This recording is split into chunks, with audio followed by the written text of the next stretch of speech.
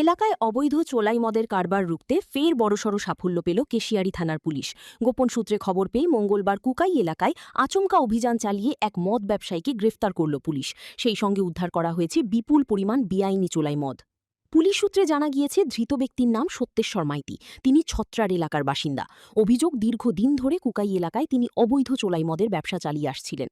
গোপন মারফত খবর পেয়ে কেশিয়ারি থানার পুলিশ একটি বিশেষ দল গঠন করে পরিকল্পিতভাবে উক্ত স্থানে হানা দেয়। ঘটনাস্থল থেকেই অভিযুক্তকে হাতে নাতে পাকড়াও করা হয় এবং উদ্ধার হয় প্রচুর পরিমাণে অবৈধ মদ।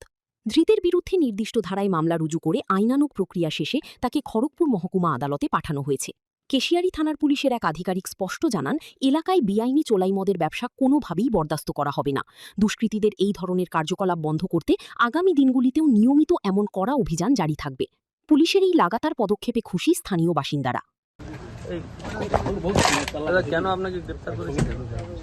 কি কারণে?